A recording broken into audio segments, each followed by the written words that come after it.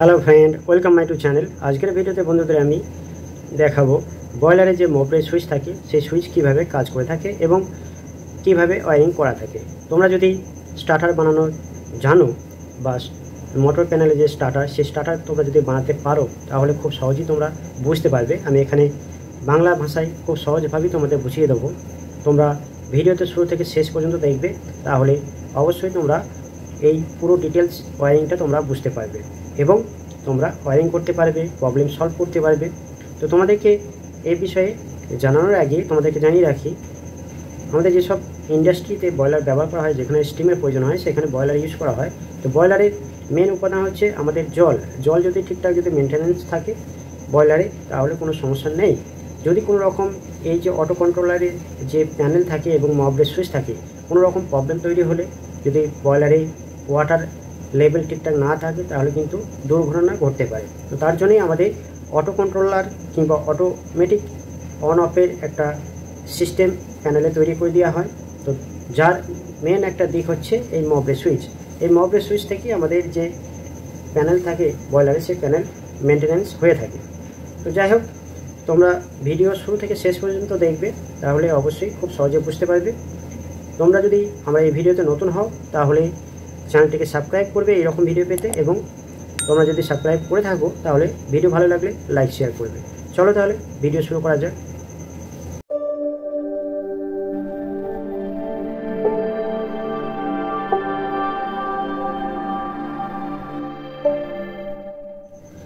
Video শুরুতেই দেখো, আমি এখানে একটা মপরের সুইচ, এখানে একটা ছবি এঁকেছি।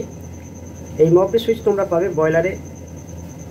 তো এই বয়লারে যে মপরের সুইচ থাকে সেখানে দেখো এরকম একটা স্টিলের পাইপ থাকে যার মধ্যে ফাঁকা অংশ থাকে, এবং এই স্টিলের পাইপের নিচের দিকে দুটো পাইপ যুক্ত থাকে বয়লারের সঙ্গে।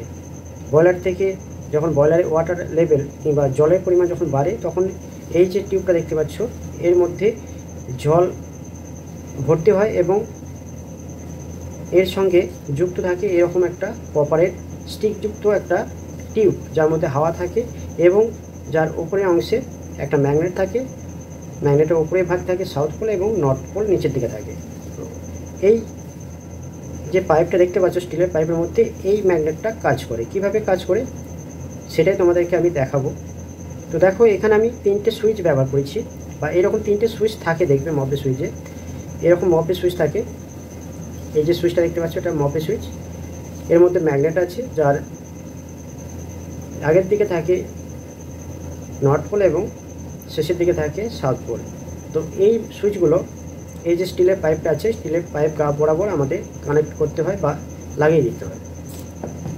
তো এই সুইচটা আর একটা বিষয় তোমাদেরকে জানিয়ে রাখি, এখানে দেখো দুটো কালো তার আছে, দুটো লাল তার আছে।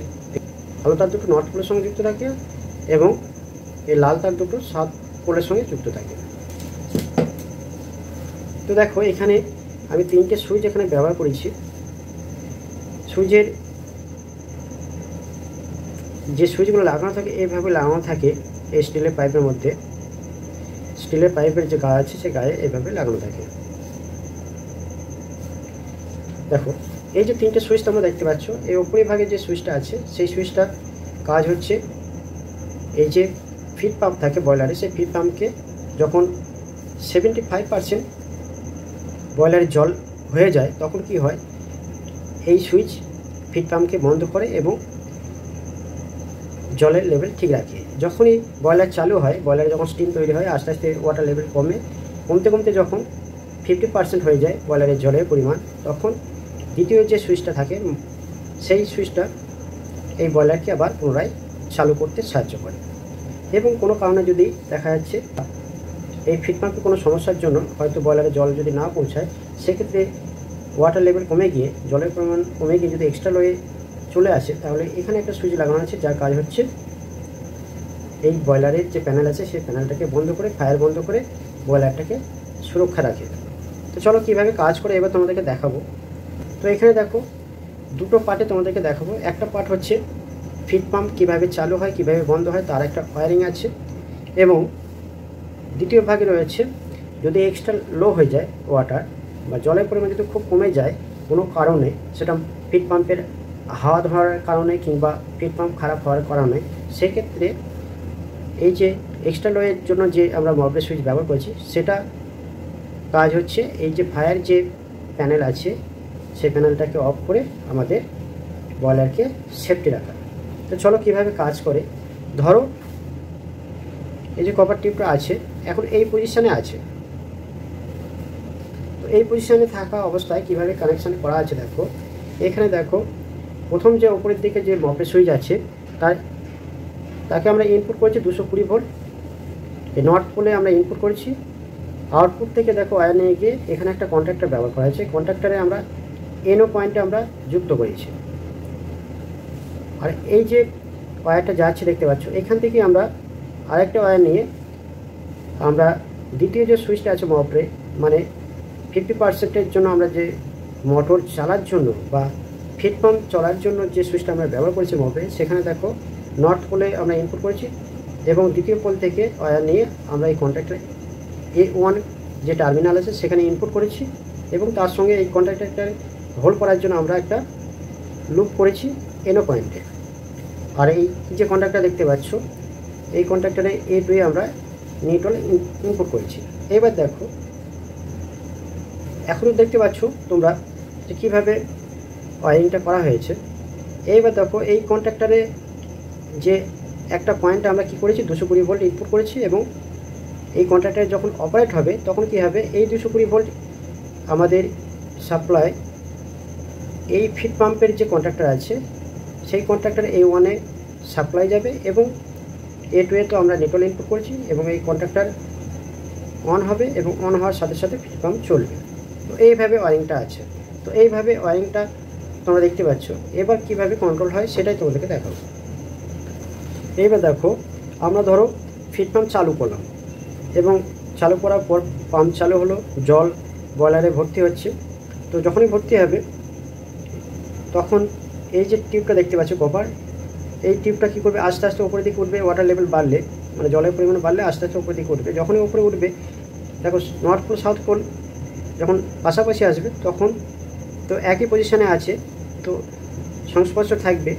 এইবার যখন বয়লার আরও জল বয়লারে ভর্তি হবে আস্তে আস্তে উপর দিকে যাবে, যখন উপরে যাবে তখন কী হবে নর্থ পোল সামনাসামনি চলে আসবে। সামনাসামনি যখনই আসবে তখন এই যে মপের সুইচটা দেখতে পাচ্ছ এ ডিসকানেক্ট হয়ে যাবে। ডিসকানেক্ট হয়ে যাওয়ার ফলে কী হবে এখান থেকে যে 220 ভোল্ট আমাদের এই সুইচে আসছিল সেই সাপ্লাইটা এই কন্ট্যাক্টরে আসা বন্ধ হয়ে যাবে।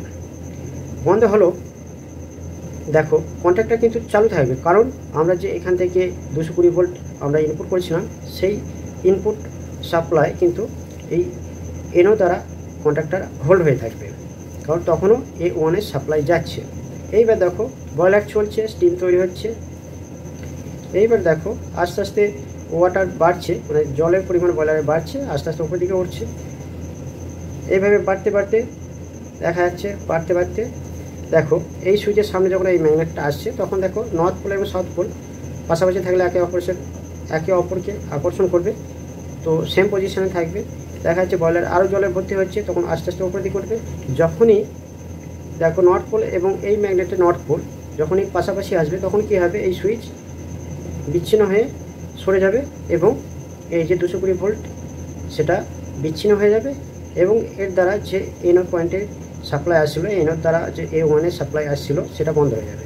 তাহলে কী হবে এই পজিশানে এসে যখন বয়লারে দেখতে পাচ্ছ গেজ গ্লাসে 75% জল হয়ে গেছে, জল হয়ে যাওয়ার জন্য বন্ধ হয়ে যাবে। এইবার দেখো বয়লার যখন চলা অবস্থায় স্টিম তৈরি হবে। স্টিম তৈরি হলে আস্তে আস্তে ওয়াটার লেভেল কমবে, মানে জলের পরিমাণটা কমতে থাকলে আস্তে আস্তে নিচের দিকে নামতে নামতে যখনই এই সুইচে নর্থ পোল সাউথ পোলের সংস্পর্শে আসবে তখন একে অপরকে আকর্ষণ করলে কানেক্ট হয়ে যাবে। কানেক্ট হওয়ার সাথে সাথে এই যে পোল দেখতে পাচ্ছ দুটো পোল কানেক্ট হয়ে যাবে। কানেক্ট হওয়ার পর দেখো সাপ্লাই এখান দিয়ে ডাইরেক্ট এই যে এনও পয়েন্টে আসছে, এই কন্ট্যাক্টর যে এনও পয়েন্ট সেখানে সাপ্লাই চলে আসবে। সাপ্লাই আসলেও কিন্তু এই কন্ট্যাক্টর অপারেট হবে না যতক্ষণ না A1-এ আমাদের মেন সাপ্লাই যাচ্ছে। যাই হোক বয়লার রানিং আছে, বয়লারে স্টিম তৈরি হচ্ছে, জলের যে পরিমাণ সেটা আস্তে আস্তে লেভেলটা কমতে দেখো এখানে এই যে মাঝের যে সুইচটা রয়েছে মপের সুইচ, যেটা আমাদের ফিড পাম্পকে চালু করবে, সেই সুইচের নর্থ পোল এবং নর্থ পোল সামনাসামনি আসার পরে একে অপরকে বিচ্ছিন্ন করবে, মানে সেম পজিশনে থাকবে, কারণ এই বিচ্ছিন্ন অবস্থাতেই রয়েছে। তারপর দেখো এবার যদি আস্তে আস্তে জলের পরিমাণ কমে বয়লার চলার জন্য, তো আস্তে আস্তে নিচে থেকে নামতে থাকবে এই টিউবটা। যখনই নামতে থাকবে, এবার দেখো এই সুইচের নর্থ পোল এবং সাউথ পোল সংস্পর্শে আসলে তখন দেখো জলের পরিমাণটা 50% হয়ে যাবে। দেখতেই পাচ্ছ গেজ গ্লাসে 50% যখনই হবে, নর্থ পোল সাউথ পোলে একে অপরকে আকর্ষণ করবে এবং এই যে দুটো পোল তখন যুক্ত হয়ে যাবে। যুক্ত হওয়ার পর দেখো এখান থেকে যে 220 ভোল্ট আসছিল সাপ্লাই, সেটা কন্ট্রাক্টরের যে A1 টার্মিনাল আছে সেখানে ইনপুট হবে এবং কন্ট্রাক্টর চালু হবে এবং NO দিয়ে যে সাপ্লাইটা আসছিল সেটা হোল্ড করে দেবে। এবার কি হবে, তখন আমাদের এই কন্ট্রাক্টরের যে আমরা একটা মেন সাপ্লাই যেটা 220 ভোল্ট ইনপুট করছিলাম, সেটা আউটপুট হয়ে এই ফিড পাম্পের মেন কন্ট্রাক্টরে A1 এর সাপ্লাই যাবে এবং A1 এ A2 এ আমরা তো নিউট্রাল দিয়েছি এবং মোটর রান হয়ে যাবে। তো এইভাবে কন্টিনিউ চলতে থাকবে। যখনই এইভাবে আবার জলের পরিমাণ বাড়তে বাড়তে যখনই আবার সেম পজিশনে আসবে, অটোমেটিক এই ফিড পাম্পকে বন্ধ করে দেবে। তো যাই হোক, এটা ছিল জলের যে লেভেলটা সেটা চালু এবং বন্ধ করার জন্য। তো দেখো এবার দেখো যে জিনিসটা তোমাদেরকে দেখাবো সেটা হচ্ছে ভাইটাল পয়েন্ট। কারণ অনেক সময় কি হয়, এই পজিশনে এসে মোটর চলছে অথচ দেখা যাচ্ছে জল বয়লারে পৌঁছাচ্ছে না কোনো কারণে। মোটর খারাপ হতে পারে কিংবা মোটরে হাওয়া ধরার জন্য জল হয়তো বয়লারে পৌঁছাচ্ছে না। বয়লারে না পৌঁছানোর জন্য বয়লার যখন ফায়ার অবস্থায় থাকে তখন কিন্তু স্টিম কিন্তু কন্টিনিউ তৈরি হচ্ছে। স্টিম তৈরি হওয়ার ফলে ওয়াটার লেভেল মানে জলের পরিমাণটা আস্তে আস্তে কমবে।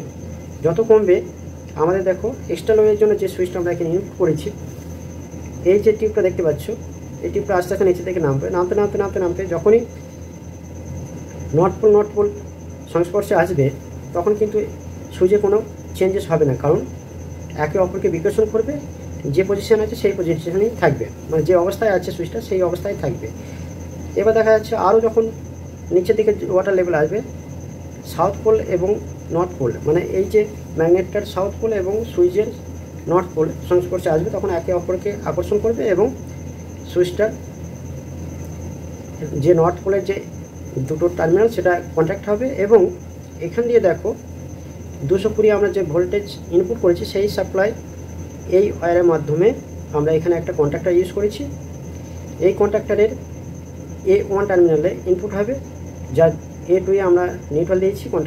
এই কন্ট্যাক্টর অপারেট হলে এই যে NC আমাদের যে অক্সিলারি এখানে ব্যবহার করেছি কন্ট্যাক্টরের, সেই NCটা NO হয়ে যাবে। NO হয়ে যাওয়ার জন্য এখানে সাপ্লাই যাওয়া বন্ধ হয়ে যাবে। এখানে দেখো NOর মাধ্যমে আমরা যে 220 ভোল্ট ইনপুট করেছি সেই সাপ্লাই আমাদের যে প্রেসার সুইচের মাধ্যমে আমাদের প্যানেলের যে রিলে হোক কিংবা টাইমার হোক, যেখানে আমরা ইনপুট করি, প্যানেলের যে ID ফ্যান, ফিউল যে মোটর, FD ফ্যান, সেই মোটরগুলোকে বন্ধ করে দেয় এবং আমাদের যে বয়লারকে রক্ষা করে বা সেফটি প্রদান করে। তো এখানে দেখো তোমাদেরকে আরেকটা বিষয় তোমাদেরকে জানিয়ে দিই। আমরা এই যে কন্ট্রোলের জন্য যে কন্ট্রাক্টর আমরা ইউজ করেছি, এইসব কন্ট্রাক্টরের জায়গায় আমরা মনে করলে রিলে ব্যবহার করতে পারি। তো এখানে আমি কন্ট্রাক্টর অঙ্কন করে তোমাদেরকে দেখিয়েছি। তো যাই হোক, এইখানে ওয়ারিংটা ভালো করে বুঝে নাও। যখনই গেজ গ্লাসের আমাদের 25% জলের পরিমাণটা কমে আসবে তখনই কিন্তু আমাদের বয়লারকে বন্ধ করে দিতে হবে, মানে অটোমেটিক্যালি প্যানেলের দ্বারা যেন বন্ধ হয়ে যায়। বন্ধ যদি না হয় তাহলে কিন্তু দুর্ঘটনা ঘটতে পারে। তো তার জন্যই আমাদের এই সিস্টেমটা চালু রাখা। তো যাই হোক, এখানে বুঝতে পেরেছো, যখনই এক্সট্রা লোয়ে যে সুইচটা আমরা ব্যবহার করেছি সেই সুইচের সামনে যখন নর্থ পোল সাউথ পোল যখন একে অপরকে আকর্ষণ করে, তখন এই যে দুটো পোলের মাধ্যমে যে আমরা সাপ্লাই ইনপুট করেছিলাম সেই সাপ্লাই আউটপুট হয়ে এই কন্ট্রাক্টর A1 এ যাচ্ছে এবং আমরা A2 এ তো নিউট্রাল সাপ্লাই দিয়েছি। এবার দেখো আমাদের যে প্যানেলের যে কন্ট্রোলারের জন্য আমরা যে 220 ভোল্ট আমরা NCর মাধ্যমে কন্ট্রোল করছিলাম, সেটা NO হয়ে যাওয়ার জন্য কন্ট্রাক্টর যখনই অন হবে তখন NO হয়ে যাবে, NC নর্মাল ওপেন হয়ে যাবে, যার জন্য সাপ্লাই যাওয়া বন্ধ হয়ে যাবে এবং প্রেসার সুইচের মাধ্যমে যে সাপ্লাই আমাদের যে মোটরের যে প্যানেল আছে, প্যানেলের যেখানে স্টার ডেল্টা কানেকশন আছে, টাইমার ইউজ করতে পারো তোমরা, রিলে ব্যবহার করতে পারো, যার মাধ্যমে আমরা কন্ট্রোল করে থাকি। এই ID ফ্যান, FD ফ্যান, ফিল ফ্যান এগুলো ফিউলের যে মোটর থাকে এই মোটরগুলোকে বন্ধ করে দেয় এবং আমাদের এই যে বয়লারকে আমরা সুরক্ষা কিংবা সেফটি দিয়ে থাকে। তো যাই হোক, তোমরা যদি বয়লার অপারেটর করে থাকো তাহলে কিন্তু তোমাদের অবশ্যই জানতে হবে কিভাবে কাজ করে থাকে এই মোপ্রে সুইচ। আর তোমরা যদি মোটর প্যানেলের কাজ করে থাকো তোমরা অবশ্যই বুঝতে পারবে এখানে ওয়ারিংটা কীভাবে আছে। তো যাই হোক, খুব সহজে তোমাদেরকে বোঝাতে পেরেছি মোপ্রে সুইচ কীভাবে কাজ করে। এবং আরেকটা বিষয় তোমাদেরকে জানিয়ে রাখি, এই যে ওয়ারিংটা তোমাদেরকে বোঝালাম, তোমরা যদি খুব সহজে বুঝতে পারো তাহলে কিন্তু কোনো রকম সমস্যা যদি তৈরি হয়, কী কারণে জল হয়তো বয়লারে পর্যন্ত পৌঁছাচ্ছে না কিংবা মোপ্রে সুইচ কেন কাজ করছে না, কোথায় ফল্ট হচ্ছে, এগুলো খুব সহজে সলিউশন খুঁজে পাবে। তো যাই হোক, আজকের ভিডিও এই পর্যন্ত। নেক্সট ভিডিওতে অন্য কোনো সাবজেক্ট নিয়ে তোমাদের সঙ্গে দেখা হচ্ছে। তোমরা ভালো থেকো, সুস্থ থাকো।